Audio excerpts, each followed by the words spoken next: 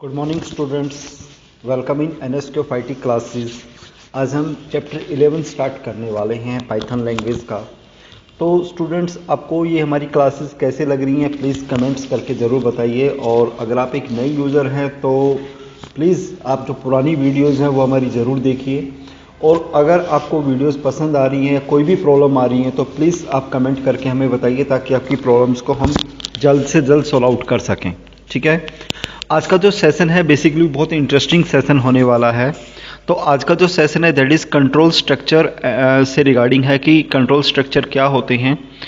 तो जैसे हमने प्रोग्रामिंग के बेसिक कॉन्सेप्ट्स पढ़े हैं अभी तक कि प्रोग्राम कैसे बनाए जाते हैं, हमने सीक्वेंशियल प्रोग्रामिंग की प्रैक्टिकल और थ्योरेटिकल दोनों सेशंस कंप्लीट किए हैं। आई होप कि आपने अपनी टीचर्स की हेल्प से इन सेशंस को बना के देखा होगा। अगर नहीं देखा तो प्लीज़ आप उनकी प्रैक्टिस करिए, क्योंकि जब तक आप सिंपल प्रोग्राम नहीं बनाओगे आपके लिए कंट्रोल स्ट्रक्चर के प्रोग्राम थोड़ा सा और टफ होते चले जाएंगे।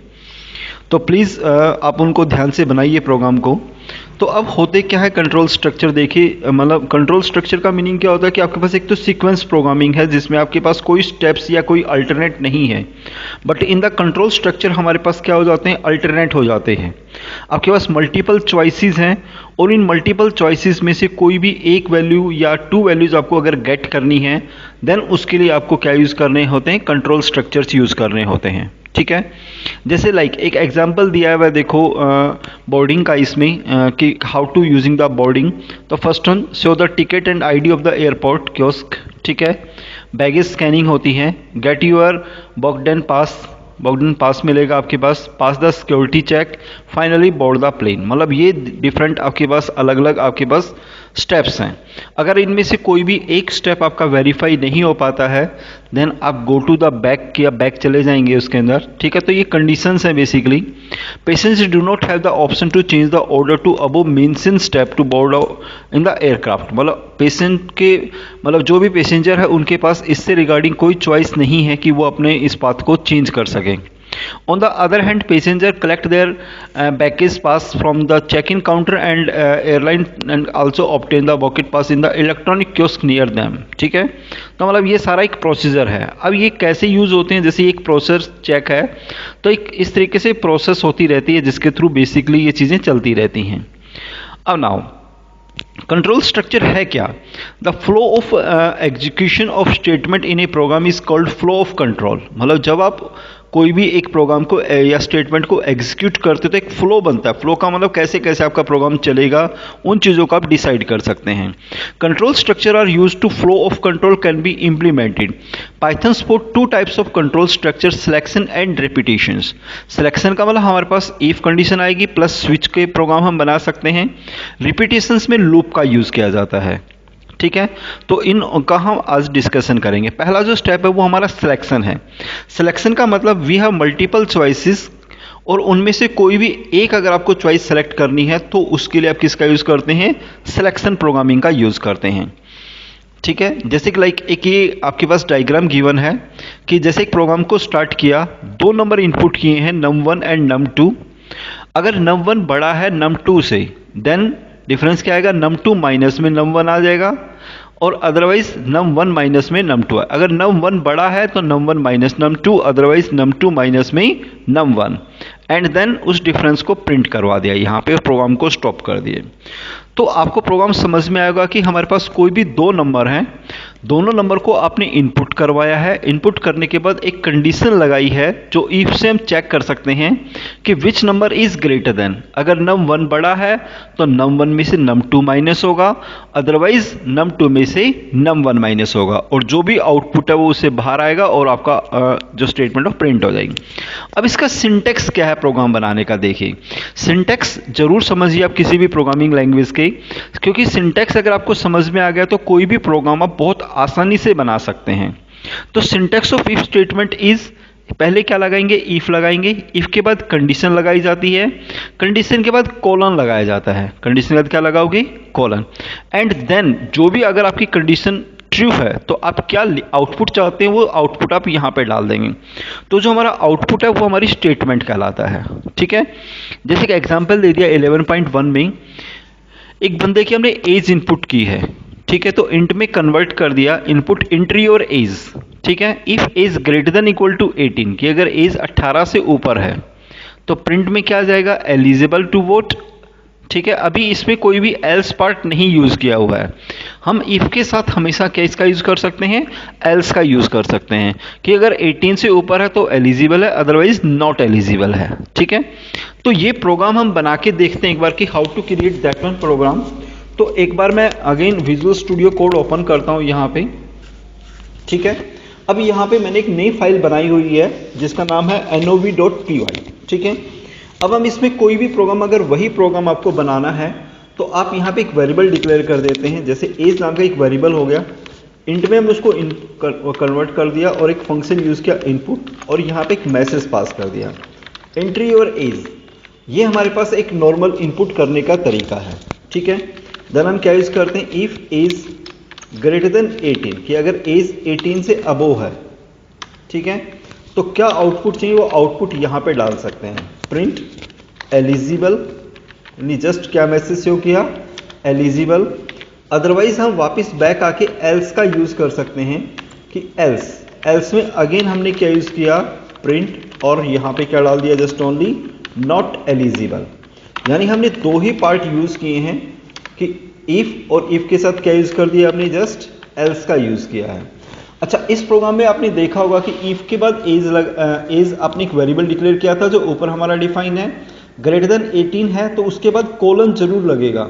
अगर आप कोलन का यूज नहीं करते तो इस केस में एरर आपके पास शो कर देगा। जैसे अभी मैं एक बार एरर करके दिखाता हूं, देखा आपको कि अगर हम यहाँ पे नहीं डालते तो देखिए एक रेड कलर की लाइन आपके पास शो हो गई, और जैसे ही हम माउस को वहां लेके जाएंगे तो एक मैसेज आ गया, सिंटैक्स एरर अनएक्सपेक्टेड कोलन, कि क्या एरर है आपके पास, कोलन में एरर है।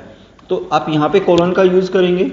उसके बाद जो भी आपको आउटपुट शो करना है तो एक गैप रखिए, चाहे वो एक स्पेस का गैप रखिए या एक टैब का गैप रखिए।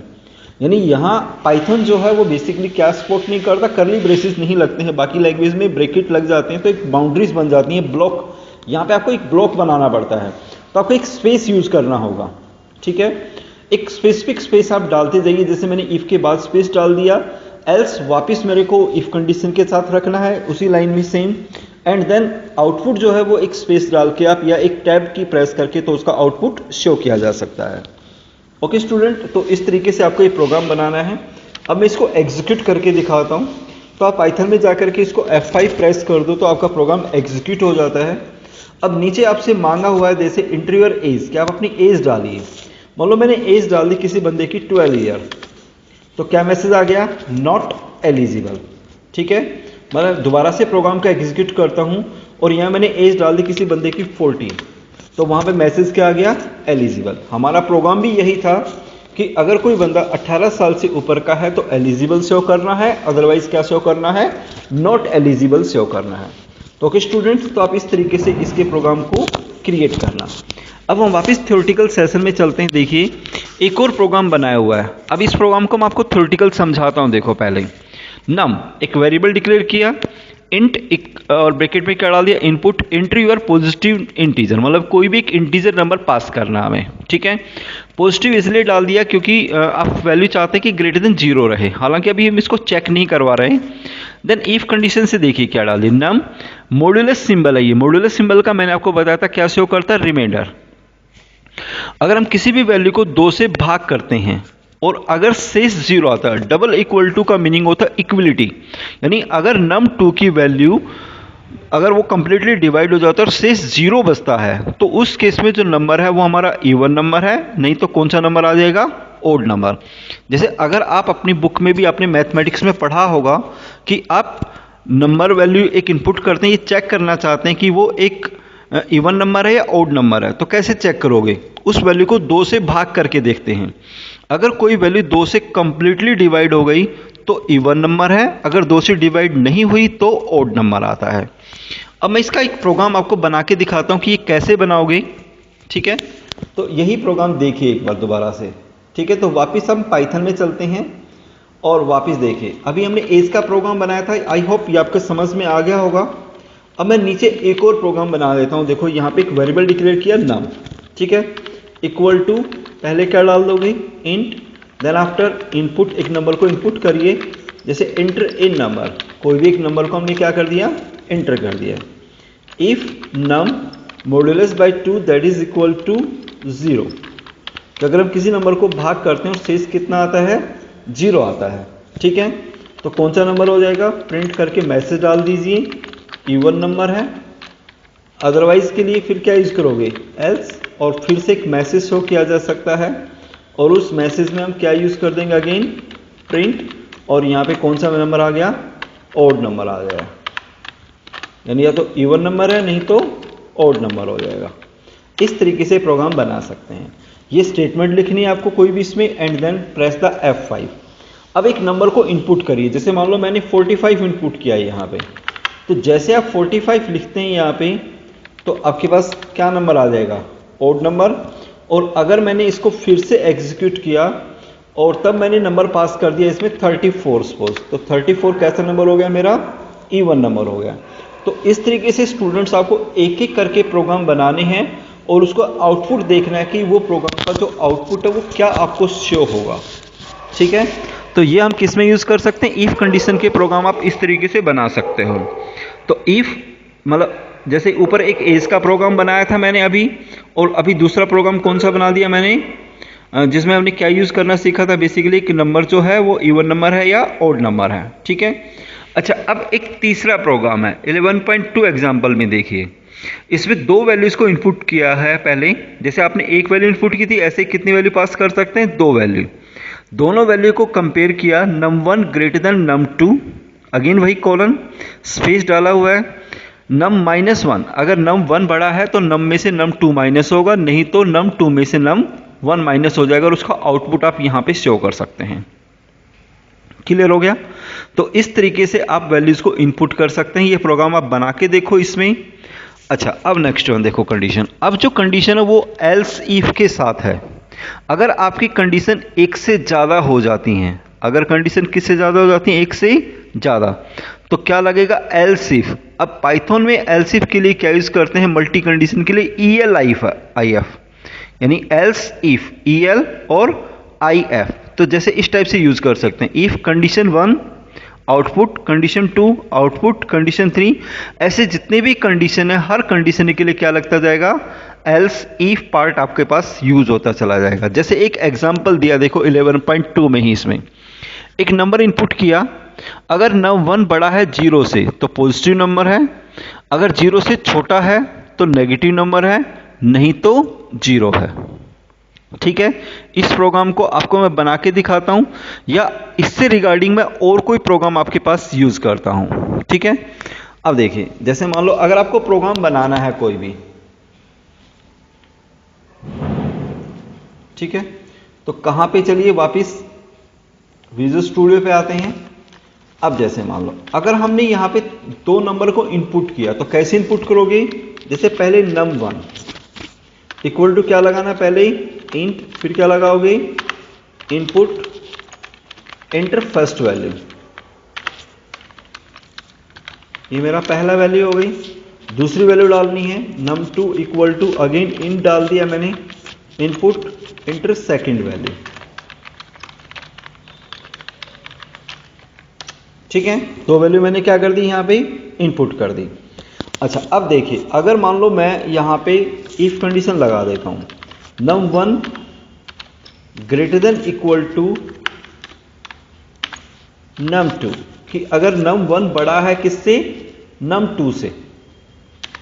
ठीक है, तो आउटपुट में क्या शो कर देते हैं, print first value is bigger than second. अच्छा अब अगर वैल्यू उसके इक्विवेलेंट आ जाती है तो एल्स इफ डाल सकते हैं हम यहां पे, else if num1 double equal to num2। अगर दोनों वैल्यू इक्विवेलेंट हैं, मतलब num1 और num2 दोनों क्या हैं, इक्विवेलेंट है, तो प्रिंट आप में क्या शो कर दोगे, प्रिंट में बोथ वैल्यूज आर इक्वल। ठीक है, एल्स, नहीं तो अब एल्स में क्या आ जाएगा यहां पे, तो कौन सी वैल्यू बड़ी हो जाएगी, second value is bigger than first. ये कौन सी वैल्यू बड़ी हो गई, सेकेंड वैल्यू बड़ी है फर्स्ट से। तो अगर एक से ज़्यादा कंडीशन है तो किसका यूज़ किया जा सकता है, एल्स इफ का आप यूज़ कर सकते हैं। तो ELIF से ये कंडीशन लिखी जा सकती हैं। ये प्रोग्राम बनाइए और क्या प्रेस करोगे, F5 प्रेस करिए। अब यहाँ पे 3 नंबर डाल दो। जैसे मान लो मैं दोनों वैल्यूज को इक्वल डाल देता हूँ यहाँ पे। जैसे मान लो मैंने दोनों वैल्यू डाल दी 23 और 23, तो मैसेज क्या आ गया, बोथ वैल्यूज आर इक्वल। फिर से मैं एग्जीक्यूट करता हूँ। पहली वैल्यू डाली मैंने 100 मान लीजिए और दूसरी वैल्यू डाल दी 120, तो कौन सी वैल्यू बड़ी हो गई, second value is bigger than first. फिर से रन करते हैं और अगर मैं अब मान लो पहली वैल्यू को 100 डाल दूँ, दूसरी वैल्यू को 90 डाल देता हूँ, तो आउटपुट क्या आएगा, first value is bigger than second. तो आपने देखा कि यहाँ पे हम एक से ज़्यादा कंडीशंस अप्लाई करते हैं तो किसका यूज़ करेंगे, एल्स इफ का यूज़ करेंगे। तो ओके स्टूडेंट, इस तरीके से आप इफ कंडीशंस के प्रोग्राम को बना सकते हैं। ठीक है, तो इफ कंडीशन के प्रोग्राम जब भी बनाते हैं तो इनकी प्रॉपरली आपको प्रैक्टिस करनी है कि आपको ये प्रोग्राम कैसे बनाने हैं, और इस तरीके से आप अपने टीचर की हेल्प से प्लीज़ इन प्रोग्राम की कोशिश करिए बनाने की, ताकि आप बेसिकली अच्छे तरीके से उसको सीख सकें। कोई भी डाउट्स आते हैं तो एक बार प्लीज़ नोट डाउन करिए, चैनल्स को सब्सक्राइब करिए और शेयर करिए और ज़्यादा से ज़्यादा प्रोग्राम बनाने की कोशिश करिए। Okay student, that is our this one session. इसी सेशन को हम नेक्स्ट वन सेशन के साथ कंटिन्यू करेंगे।